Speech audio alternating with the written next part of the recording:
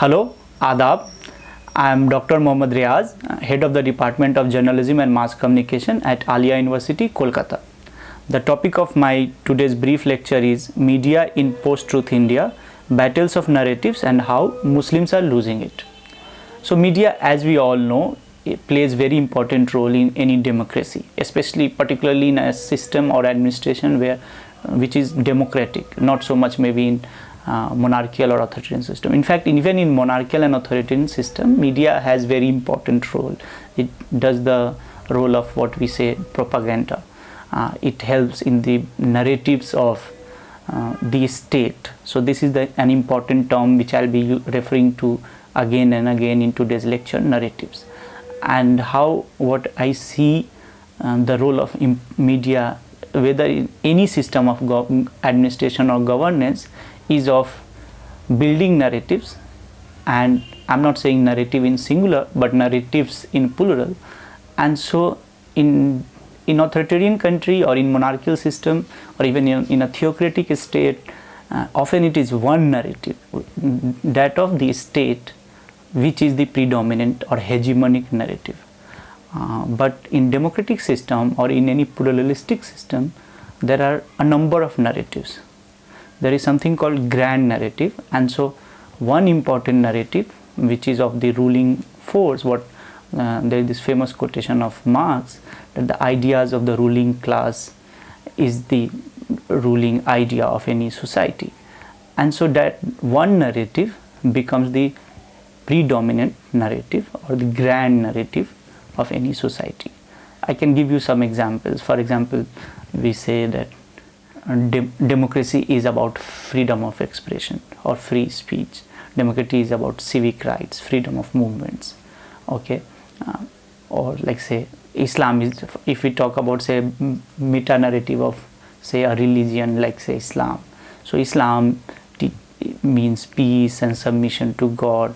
Okay, or the meta narrative of say India, we would say that the ideologies of Buddha and the Gandhian ideologies of say ahimsa and non-violence is the meta narrative that India has built over decades in particular, but in actually for centuries, that this is the meta narrative of Indian society. And the reason I chose this topic is how in present India there is this very violent in many ways battle going on of this narrative, this trying to dismantle this narrative, and there is this battle of building a new narrative. Okay, there are forces in this country which are trying to build a new narrative of a Hindu Rashtra. Okay, this narrative of Hindu Rashtra also encompasses many of the narratives of the pre-existing narratives of the say non-violence, like how Hindu society have always been peaceful and how all the problems in many ways were actually exported to this country when foreign invaders came to this country, so to say, whether it was Turks, Afghans, or in general Muslims, and later European colonial forces. So by and large Indian society was peaceful, so to say, and lived in harmony, and the foreign aggression kind of polluted the system. That's a kind of narrative which not just the right-wing Hindu forces, but even say people like Shashi Tharoor, the senior Congress leader and author and former diplomat, propagates in different ways. Even historians like say Ramchand Guha or any such important authors of this country you take, even say Professor Amartya Sen or anyone you take, they would somehow agree to this larger argument of narratives. Okay, but we know of course that if you study and critique this, how this particular meta narrative had its own shortcomings. It was never a perfect meta narratives. But in the current time, there's this term which is often used in media studies these days, is post-truth. So we live in an era where truth or fact becomes secondary, and what is important is what people believe in. So there is this classic Japanese film Rashomon, where a villager says that I don't care if it's a lie as long as it is entertaining. Okay, so it does not really matter what the truth is. What is important is whether people are agreeing to it or accepting to it. And in this narrative, so there is media and there is social media or new media, we often say. So in the media now is like when we talk about media today, it is difficult to separate social media from media. It's like they have a kind of symbiotic relation. What is broadcast or written in newspapers and or broadcast in news channels borrows a lot from what is happening on social media. I can give you one very recent example.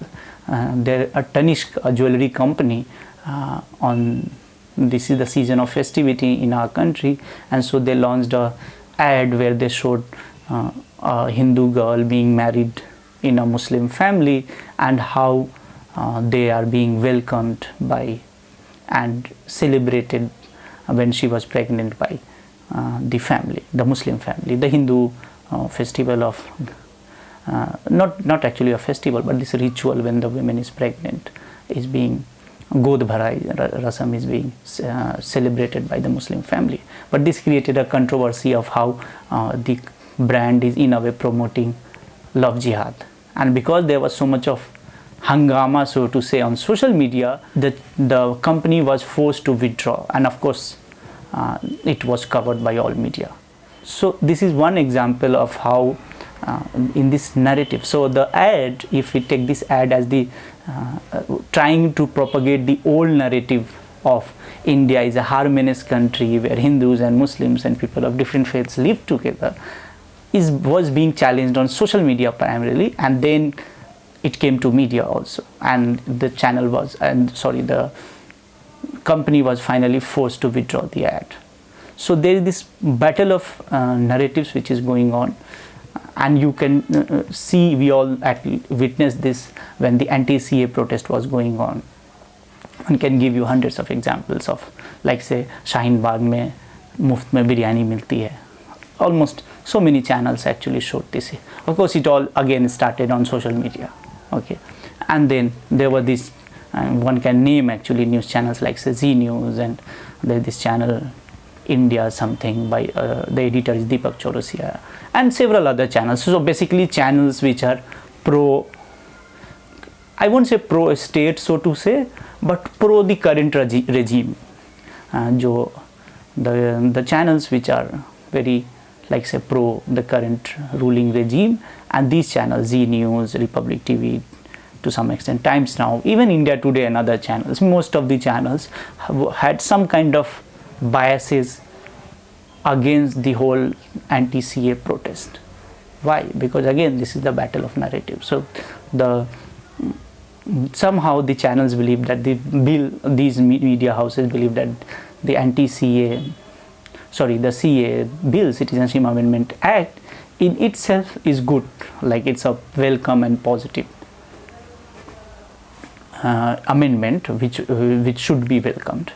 But there were Muslims which saw the consequences of this amendment, and that they felt that they would be at the receiving end. Now, one can have argument against it or in support of it, but the way a particular peaceful, by and large a peaceful protest, it didn't really turn violent. It was not an organized protest, first to say. It was very organic protest.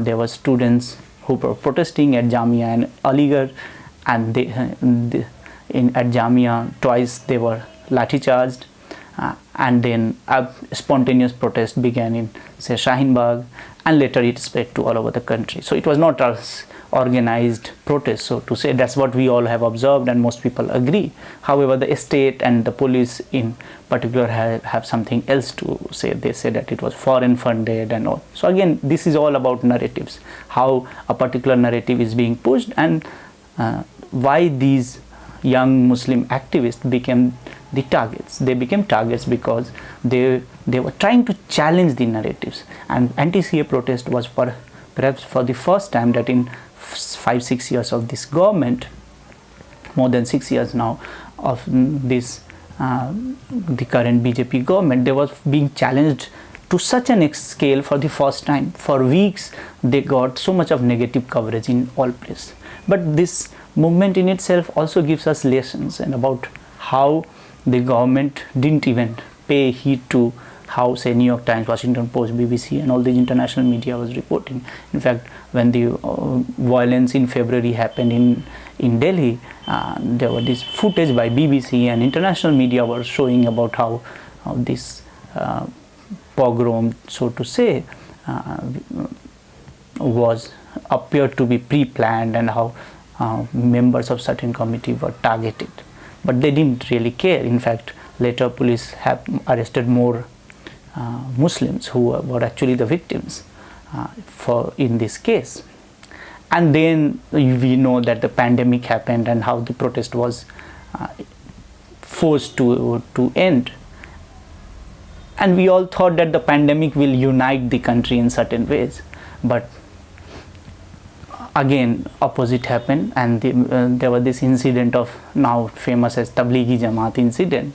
And we know that how of course it was not a good optics, so to say, that so many people were found just in the first week of the lockdown being announced in one hall or one masjid or one particular building in Hazrat Nizam, in Nizamuddin, this Markaz or headquarter of Tablighi Jamaat. But we cannot really blame Tablighi Jamaat for this, because the lockdown was announced abruptly at one evening, that from midnight the nationwide lockdown is implemented. All trains, all buses were suddenly stopped from Delhi. So there were these people who were not just Tablighi Jamaat, there were people stranded all across the country. I know in Kolkata there were some women, like one woman who work in NGO, she had gone there for a conference and she was stranded there for weeks because trains and buses and flights, everything were closed. So she had no option to come back. And similarly, there were these hundreds of people in, say, different temples, different cities who had no option to come back. And same way, these members of Tablighi Jamaat who were there for convention were trapped there. But how it was used by media, not just by media, but by government, not just by BJP government, but even by AAP government in Delhi, how they tried to deflect the anger which would have been there against the government by blaming the spread of the virus on one particular group, and in the process further vilifying Muslims in this country. Of course, this was not the first time that Muslims were being vilified, but during the Tablighi Jamaat we saw this battle of narrative once again, and how even if you were questioning the whole narrative on social media and how you were targeted. I have been at the receiving end, like if I was trying to counter some of these things on social media, how people were targeting me, like they were questioning my, say, credentials, they were questioning my patriotism, my nationalism. I was branded anti-national and things like that. So to summarize what I have been saying, I said now is that how there is this battle of narratives, and in Muslims in this country as minorities have been often at the receiving end of this battle of narratives. There have been some initiatives.